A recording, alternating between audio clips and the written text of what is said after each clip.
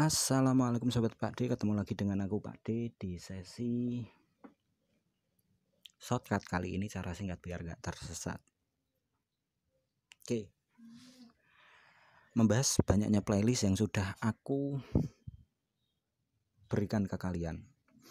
Itu sebenarnya satu kesatuan, dan mohon maaf kalau sekarang masih belum bisa urut ya, karena itu dari learning by doingku, dan yang juga aku share ke kalian bagaimana kita membangun ketahanan finansial sejak dini. Ketahanan finansial ya.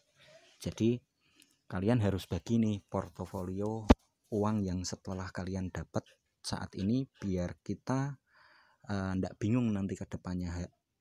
Jadi biar balance antara kita menjadi pekerja ataupun kita wirausaha ataupun kita menjadi seorang trader yang dapat active income ataupun pekerjaan-pekerjaan yang lainnya setelah kita masa di mana kita pasti akan tiba masa fase di mana kita sudah tidak bisa produktif seperti saat ini di usia 20 sampai 40 ya.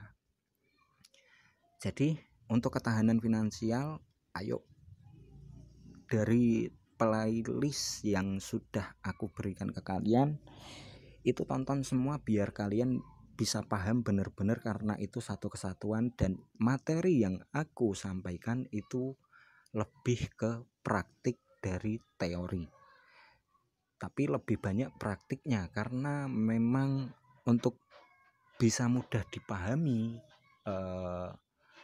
dengan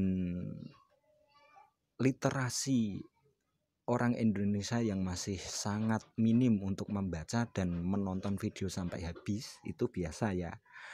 Itu aku memang jadi tantangan tersendiri buat itu. Makanya aku lebih saranin kalian untuk menonton semua video-video yang sudah aku publish secara utuh ya.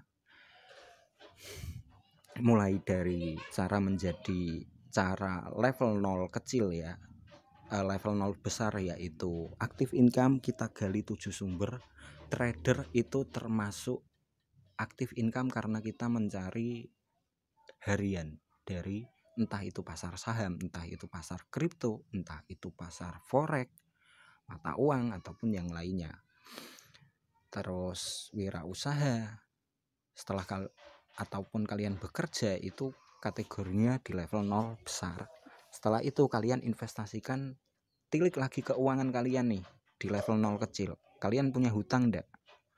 Kalau punya hutang, beresin itu dulu. Investasikan uang kalian semua untuk melunasi semua hutang, entah itu pay later, entah itu kredit rumah ataupun motor atau mobil ataupun kredit agunan dengan sertifikat rumah.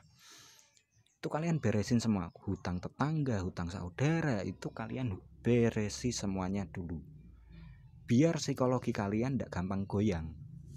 Kuncinya di situ. Kenapa level 0 kecil? Bebas hutang itu investasi terbaik, karena saat kita masih mempunyai hutang, itu psikologi kita itu sering tergoda untuk mengotak-atik di mana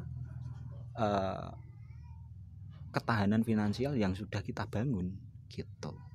Oke. Terus setelah itu baru kalian lanjut di level 1. Level 1 yaitu tabungan dana darurat. Bagusnya sih 12 bulan minimal ya. Kalau bisa sampai 3 tahun itu sangat bagus. Nah, kunci keberhasilan di level 1 ini sendiri, level 1 ya, level 1 dimana kalian menabung dana darurat, kalian harus mencatat, kalian mempunyai data estimasi pengeluaran. Kalaupun enggak, kalian mau data pastinya, mulai saat ini catat semua pemasukan dan pengeluaran kalian, pribadi dan juga keluarga. Kalau yang sudah punya keluarga, punya anak, punya istri, itu catat semua. Jadi kalian bisa tahu nih estimasi pastinya, bukan hanya sekedar estimasi, tapi kenyataannya kita pengeluaran per bulan itu berapa, pemasukan berapa.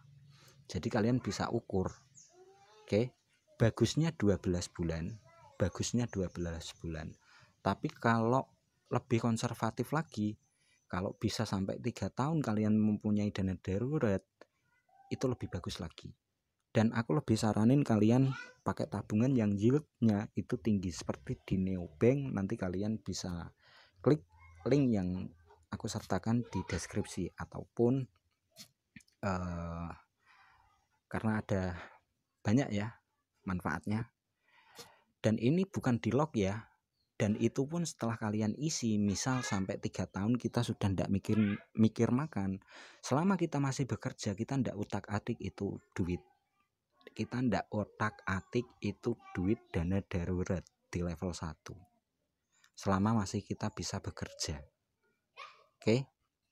Setelah itu baru kita di level 2 isi untuk yang level agak moderat, yaitu deposito yang low risk tapi returnnya pasti. Terus reksadana bisa kalian campuran pendapatan tetap ataupun tidak tetap, ataupun saham, kalian bisa masuk di situ. Kalau mau yang lebih high risk lagi, kalian masuk di saham. High risknya saham itu tidak high risk kripto ya. Ini perlu dikutip nih. High risknya saham itu enggak high risk kripto, karena saham itu underlyingnya jelas, ada usahanya, ada produknya. Kita memiliki saham berarti kita memiliki sebagian nilai dari perusahaannya gitu. Terus kalian investasi untuk polis, perlindungan diri, entah itu kita fokus di kesehatan jiwa dulu deh, kesehatan sama jiwa dulu, 2 itu diisi. Karena sewaktu-waktu mungkin kalau istri kita lagi hamil, kita bingung nanti biaya persalinan, kita kan sudah tercover di situ. Terus ada kecelakaan atau sakit yang butuh biaya rawat inap yang tinggi, kita bisa ambil dari situ. Nah terus selanjutnya baru kita kalau bisa nyicil untuk tabungan emas, masih di level 2 ya. Kalian bisa menggunakan pegadaian ataupun tabungan emas yang lain, ataupun kalian bisa menyisihkan sedikit demi sedikit uang kalian, terus kalian beli fisiknya. Karena kekurangan untuk tabungan emas ya, itu kita hanya value-nya saja, tapi kita tidak memiliki emasnya. Kalaupun toh kita mau memiliki emasnya dan kita cetak, itu ada biaya cash fee-nya. Kekurangannya di situ.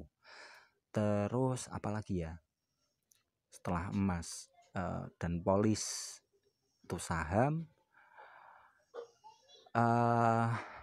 terus menginjak ke level 3, baru setelah itu kita cuan sehat dan cuan sesat. Cuan sehat itu bisa kalian kalau sudah terisi ya, level 0 kecil, level 0 besarnya juga sudah terisi, kita pendapatan juga sudah terisi, level 0 kecil kita beres, tidak ada hutang, level 1 kita mempunyai dana darurat sampai 3 tahun misal, dan terus kita isi tentang reksadana ataupun dana pensiun atau yang lainnya sudah kita isi semua, kita bisa menuju ke level 3 yaitu obligasi di cuan sehat, ataupun kalian berburu sukuk atau SPN. Nah di situ kripto termasuk kategori cuan sesat, walaupun kalian investasinya di 20 cryptocurrency seperti BTC, ETH ataupun BNB, itu masih kategorinya cuan sesat ya. Cryptocurrency apapun bentuknya ataupun koin micin malah lebih high risk lagi daripada yang blue chip ya. Di kripto itu lebih high risk lagi, itu masih kategorinya cuan sesat.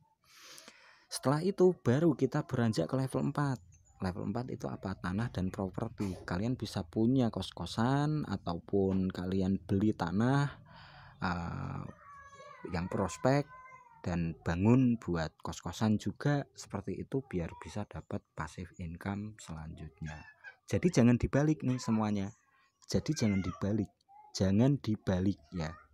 Level 4 terus level 3, tapi kalau perjalanan kalian di cuan sesat kalian bagus, kalian isi semua itu.